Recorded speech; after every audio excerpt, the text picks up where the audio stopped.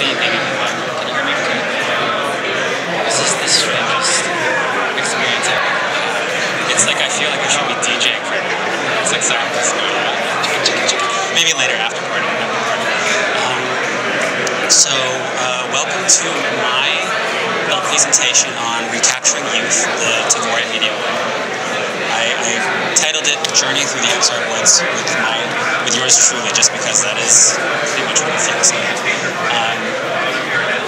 The short of it is that I feel very much like an ambassador, an emissary, an evangelist for a lot of the VR artists that are currently doing their thing, including a lot of people right here. Samantha in the front row, coming out all the way from Canada, and Jeremy in the back there.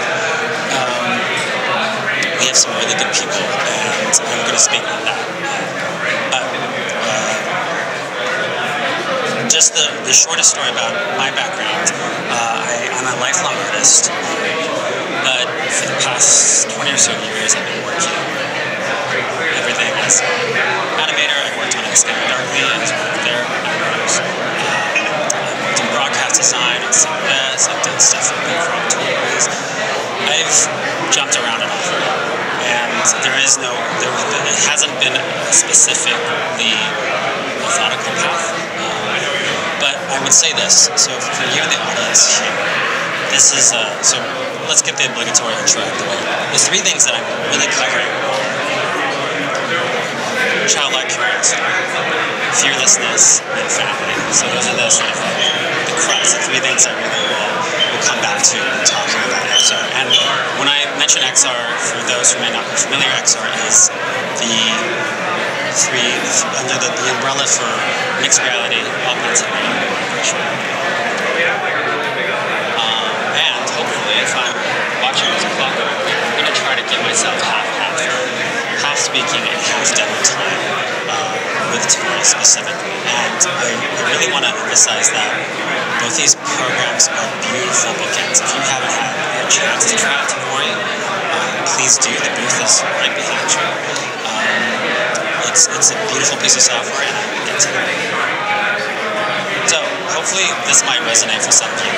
I draw, animate, sculpt, composite, storyboard, etc., for a living, but why do I still feel like my soul is devoid of any creative spirit? I'll add magic to that. Because you've never made a Rastafarian Pokemon the size of the building, with a wee bit of help from Oculus Media. And that's true for me. That was literally the first thing I ever sculpted. And I'm not going to leave that like very, very long, because I'm going to leave that long enough, like a Snapchat story. That's about how long I'll leave that.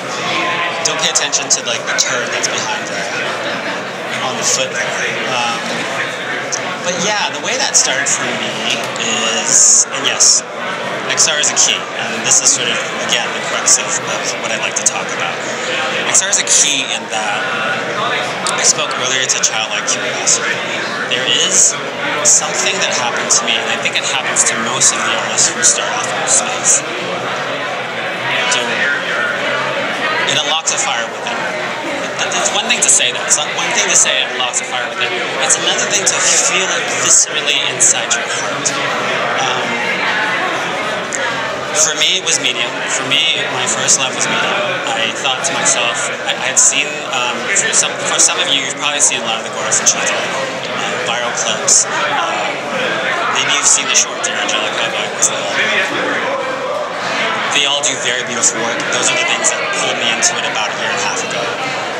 But once I actually got into it, I was like, oh, well, maybe I like painting, because that's what I am. I'm an illustrator at heart. I'm a doodler. That's what I do. This is what I am. I had never thought I would love sculpting. I'd never thought that was the thing that would pull me into this vortex. And then from then on out, so what you're seeing here are just a few examples from Oculus Media's various challenges, or things I've just done for friends, like the unicorn at the bottom there was a fur friend who's going through a really hard time. So I said, what's your favorite animal? Unicorn. Just kind of a nerd. So it's a nerdy corn. The thing on the right was for a Mother's Day commission I did for Oculus. And the one on was a Christmas challenge. So these things, I say this because these prompts or these challenges started to plant seeds for me in terms of how I thought about community. And we'll get to that very soon. Yes, programs like Medium lower the barriers to adopting simply because you don't feel like you're playing. And that brings up that first experience for me again, where I literally could feel myself smiling. I don't know when the last time you ever felt that sense of like, I remember talking to a guy in line waiting for the experience where thoughts go. And he was an employee at Nintendo, and he said there's a metric that they use. I think it was the time to smile, the time it takes for someone to literally light up, just radiate joy. And in Medium, it took me 5 minutes, like about within 5 minutes, I'm like just grinning like a dumb kid at Christmas, and I just felt it, and it just like, okay, that's the gateway drug, that's it, I'm done. And so it just kept on going from there. And so from here, I started doing sculpts faster and faster and faster. And something that doesn't get sold enough in VR is how expedient it is and how efficient it is as a methodology. Whether or not you are making something from scratch and you don't know what you're doing, or you have drawn something out. So this is Maple Darlington. I love the Maple Darlington. I found her at a comic convention, and I loved her so much. I thought, why don't I just do like this? So this is a time lapse, but I probably did this in about less than half an hour. And I've always had an aversion to sculpting and doing any kind of 3D on a 2D platform. So for me to be, going full tilt into this within a month or two was really phenomenal. And this is a feeling, I say I'm ambassador because I think this is a similar feeling across the board. VR art is still very much a subculture. I would say it's even a subculture of a subculture, and yet we're all feeling the same sort of fire inside of us. I don't think there's a day that goes by, I think I can speak for Samantha and Jeremy, that we're not creating and that we're not pushing the envelope as much as we can. Okay, that's enough of Maple. She's about to eat cheese. And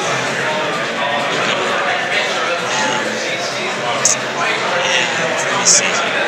What's another show? Not there yet.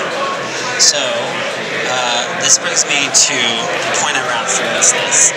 So after that initial hump of getting into that one gateway drug, which in my case was Medium, for another person, for Samantha it was Quill, I imagine, right? Jeremy was Tvori. Like, we all had our first loves. At that point, you're faced with this decision. Do I just start learning every single program? And in my case, that was very true. That's when I started thinking to myself, I need to cross-pollinate. I need to figure out what the next thing is to learn. Because the adoption, not only is it fast, not only is the process of making something fast, the process of learning is even faster.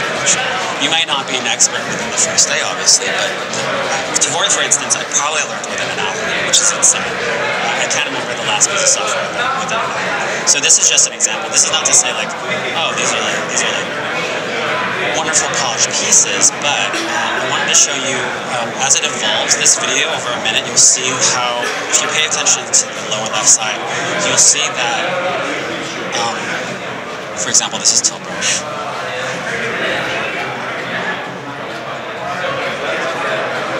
But then I start, scroll, get a little cross. Someone said, there was a hot minute where I was like, really wanted to get into children's books, so that was stuff that's really coming through here. But then I'm just like, okay, F it. Let's go tilt brush, Quill, Substance Painter, Unity all at once. And there's a lot of headbanging for us with something like Unity, but it really unlocked something for me as well. A game engine allowing me to be able to play in VR space. Doing a little bit of augmented reality, giving a little bit of a portal there. This is another recent piece with my first time using Gravity Sketch and then getting it into Unity space and mocking up something that could be like a cutscene again. Same with this. Medium sculpt. Applying Mixamo emotions to it, and then bringing it back into your video. And then there's this little final piece here. The Coco the gorilla passed away. Was done in Anna having her son, and then I brought her into a ballet.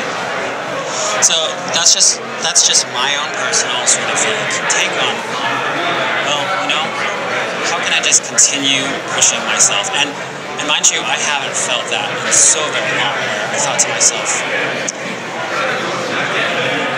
that thirst to continue learning. So that thirst is there, but where does it go? How does it continue to feed into things like this, which is, XR is also a key to building family.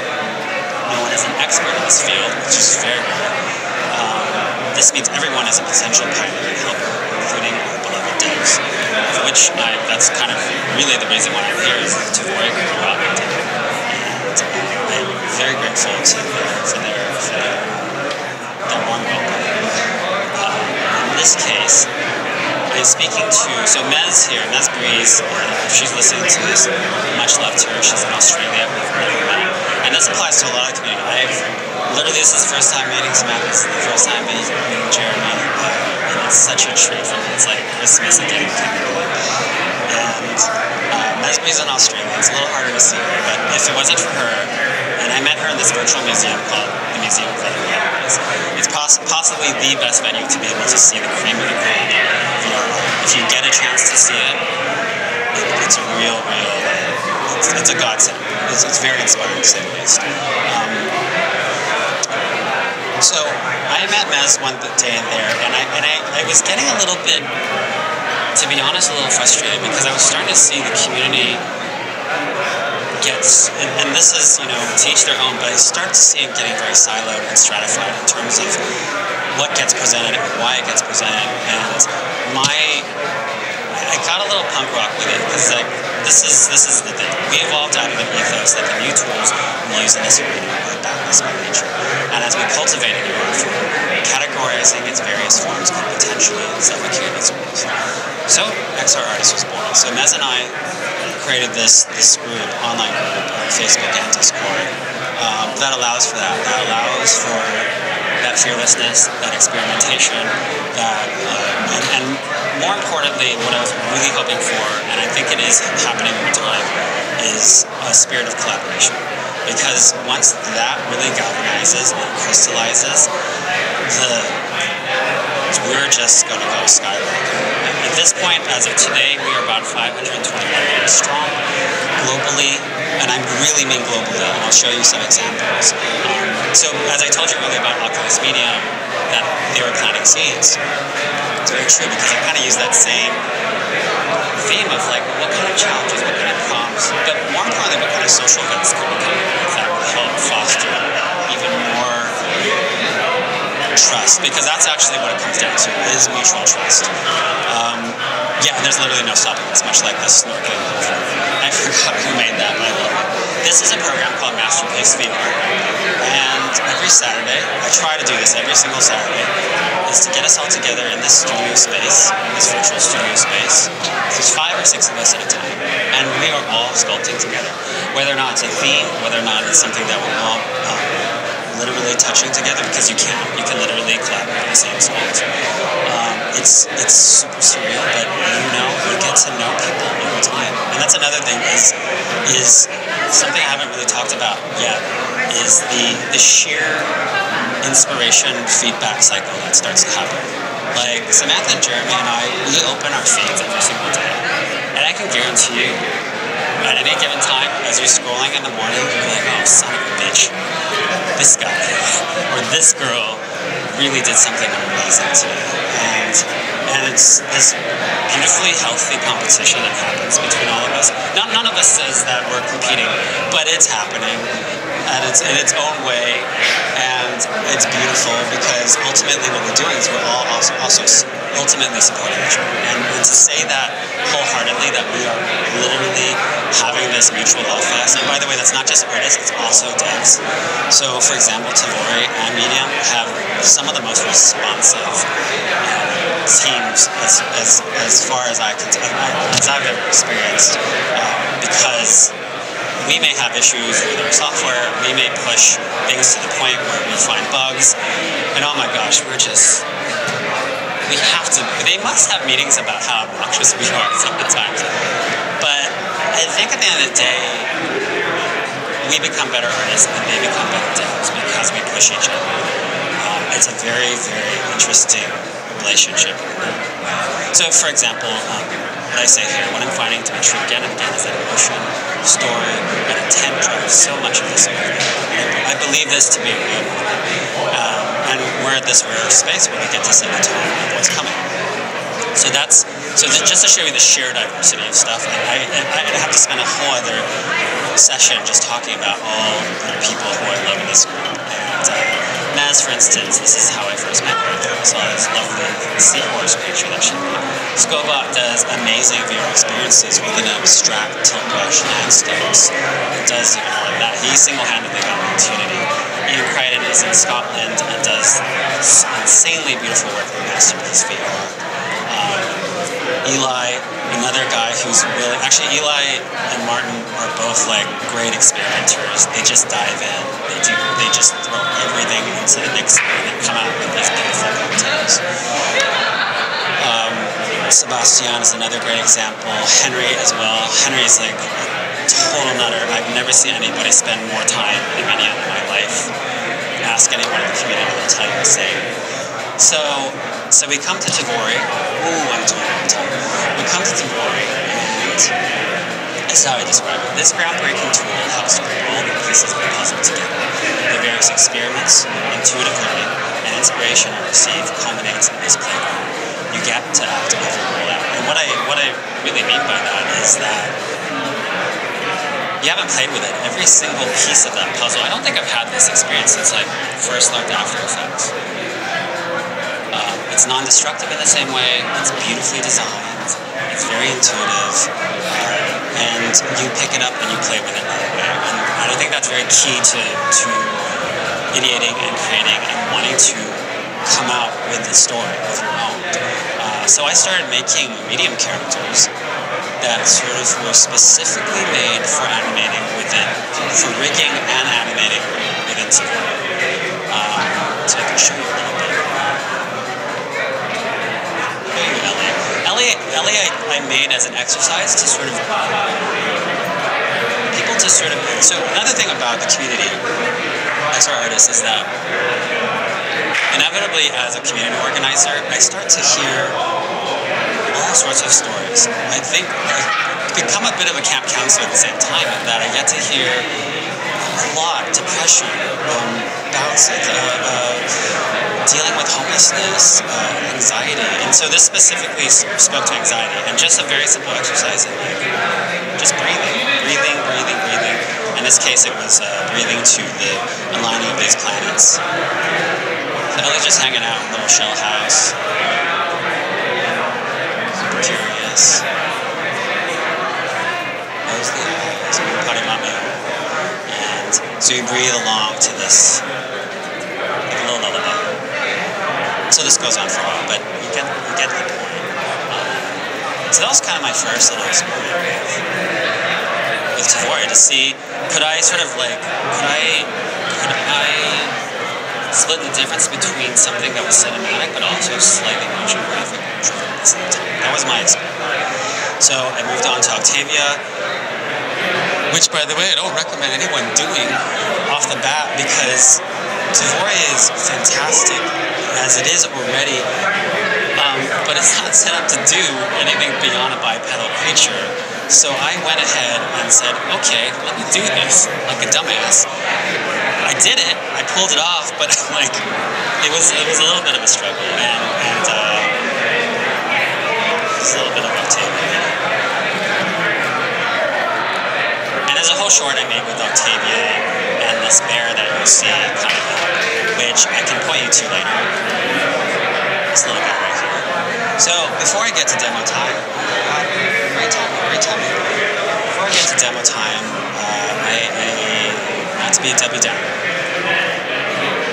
But my dad passed away less than 2 weeks ago. I didn't know if I would even make it here. I literally stepped off the plane a couple days days ago from Malaysia. But I'm here because several reasons. Definitely, I want to dedicate this speech to him, this talk to him, because he himself on the right, if you look at him on the right, he's definitely an orator, very like Toastmaster. But also, I want to be here for the community. I want to be here for Tvori. I want to be here for the people who are always constellation support. So this is for my dad, and thank you. And this specific piece I'm working